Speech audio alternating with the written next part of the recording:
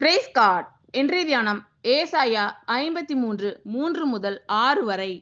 அவர் அசட்டை பண்ணப்பட்டவரும் மனுஷரால் புறக்கணிக்கப்பட்டவரும் துக்கம் நிறைந்தவரும் பாடு அனுபவித்தவருமாய் இருந்தார். அவரை விட்டு நம்முடைய முகங்களை மறைத்து கொண்டோம்.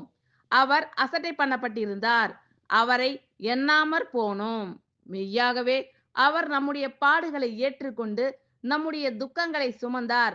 நாமோ அவர் தேவனால் அடிபட்டு வாதிக்கப்பட்டு சிறுமைப்பட்டவர் என்று எண்ணினோம்.